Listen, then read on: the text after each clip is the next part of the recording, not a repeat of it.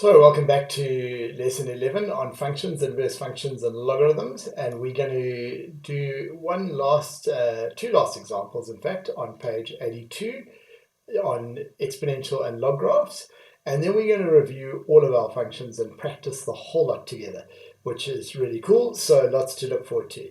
Let's dive straight in onto page 82, question number 23, and we are asked to draw this graph. Now it's an exponential graph with a base bigger than 1. And remember, when the base is bigger than 1, the graph will go uphill as we look at it from left to right. Okay? This minus 1 is going to drop the graph down by 1, which means that it will have an asymptote at y equals minus 1. Okay, y equals minus 1. That's the horizontal asymptote. Now we can plot some points, all right? An obvious point to plot would be the y-intercept by letting x be 0. 2 to the 0 is 1, minus 1 is 0. So in fact, this graph actually goes through the origin, right? If we put 1 in, just to get a sense of where this graph's going, 2 to the 1 minus 1 is 2 minus 1, it's actually 1. If we put 2 in, we get 3. And if we put 3 in, we're actually going to get 7, which is kind of right off here. So we definitely know it does something kind of like this as x gets bigger and bigger. Okay, and as x gets negative, 2 to the minus 1 would be a half, take away 1 would be minus a half. So it's going to go there, and then it's basic, software's decided we wanted a straight line, which we don't, but anyway, it's going to do something like that. Right, that's the function f of x. Now we're going to draw the inverse function. Okay, and the inverse function, remember how we find the equation of an inverse function? We first write y equals 2 to the x minus 1 rather than f of x. Next, we swap our x and y's around. So we're going to get x equals 2 to the y minus 1. And now we make y the subject of the formula. Y is in the exponent. We need to use logs to get it out. But first, we must add 1 to both sides. X plus 1 equals 2 to the y. Next up, we must make y the subject of the formula. We're going to take it out of exponent form into log form. The base is always the base. So log base 2 of x plus 1 equals y. Right, and that in fact is not our function, that's our inverse function. So that's the inverse function of f, and it's log base 2 x plus 1. Okay, and remember, log graphs and exponent graphs, if the base is bigger than 1, they go uphill. So this is going to go uphill, all right? But remember that log graphs have got vertical asymptotes, okay? And this plus 1 is going to move the graph to the left. So in fact, it's going to have a vertical asymptote of x equals minus 1. It's actually exactly the same number as the horizontal asymptote, but the y has become an x. Okay, now it's going to go through every one of the points that the other one went through, but swapped around. So in other words, instead of going, well, it will still go through 1, 1. It will go, instead of going through 2, 3, it will go through 3, 2. All right, and instead of going through, it will go through 0, 0 as well. And at negative 1, it will go through, so negative half, it will go through negative 1. So it's actually going to look something like this. Okay, we haven't drawn it well at all. It's going to look something like this. Okay, but what we can hopefully see is that sort of symmetry, right? And around that symmetry around the line y equals x. Okay, for the next one, if you haven't tried it, then pause the video and try it. But for the next one, we're now given a log graph. I'm sorry I didn't give you any axes. We'll fix that before we print these workbooks again. But if you think about this is a log graph with a base of 3. It's going to go uphill, all right, from left to right. But remember, it's got a vertical asymptote, and that vertical asymptote is going to be at x equals minus 2.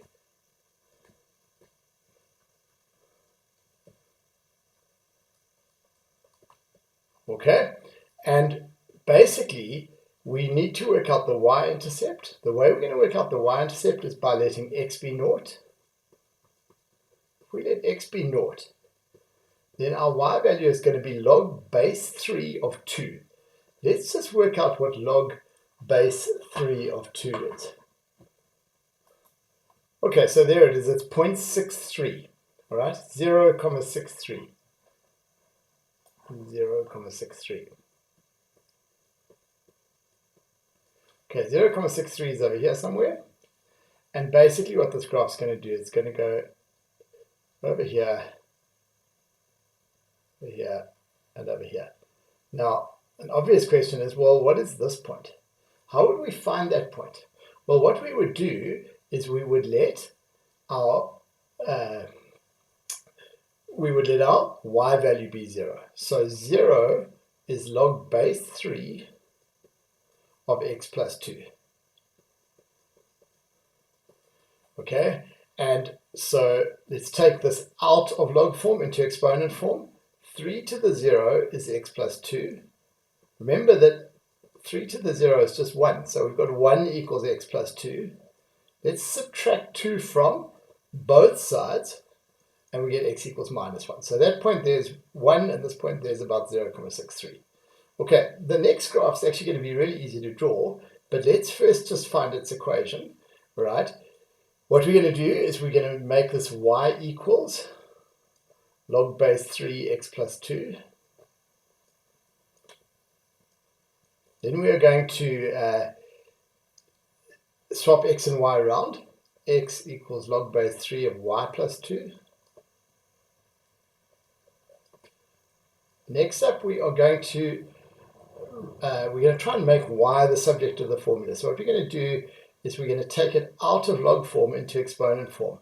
And we get 3 to the x is y plus 2. Now if we subtract 2 from both sides, we're actually going to get 3 to the x minus 2. And that is in fact not g, that's g inverse.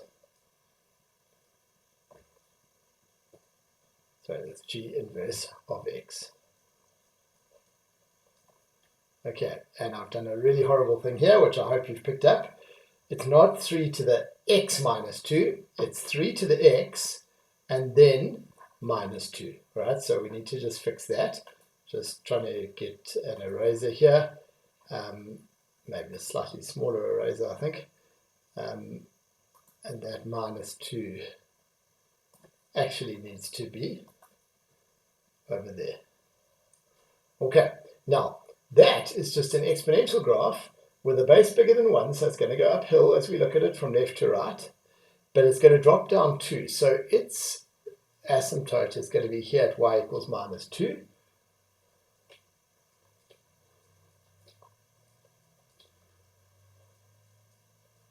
All right, and what is going to happen now is that this graph is going to go through negative 1 over here. It's going to go through 0.63 over here, and then it's going to go up there like that. So this graph here, the red one, is the inverse of g. The green one is g itself. All right.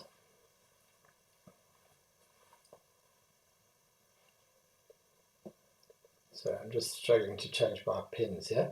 So that's g. And remember the red one, that point over there is negative 1, and this point over here is 0.63. Okay, notice that the points have just swapped around. This is the point 0, 0.63. This is the point 0.63, 0. This is the point negative 1, 0. This is the point 0, negative 1.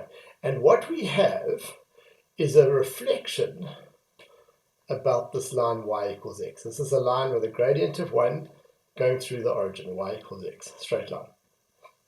All right, and a function and its inverse are always reflected about that line. Okay, right, now what we're going to do now is we're going to move on to some more general function stuff.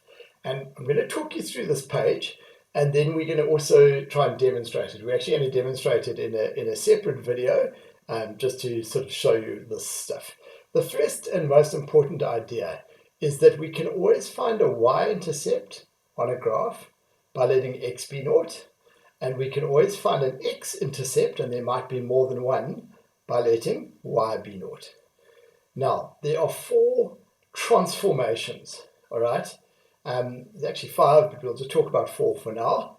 And they are, if we put a negative in front of every x in an equation, what happens is that the graph reflects in the y-axis. And we're going to look at why that's the case just in the next video. If we put a negative here in front of the whole thing, right, it reflects in the x-axis. All right, if we add a number at the back after we've applied the function, so in other words, look at that, we work out f of x, there's f of x, all right, just to make that clear, this here is f of x, all right, so there it is, and then we add a number at the back. It will move the graph up if we add a positive amount and down if we add a negative amount or if we subtract something. If, however, we add to every single x value, okay, before we apply the function, okay, so I'm just going to show you what this looks like. So in other words, let's say we add p to all the x's before we apply the squaring and adding 2 lots, and okay, then what happens is the graph moves left or right. It moves left if we add, and it moves right if we subtract. Okay, so we're going to end this lesson now, and we're going to talk you through and just explain, show you how those things work, and more importantly, why they work. See you in the next lesson.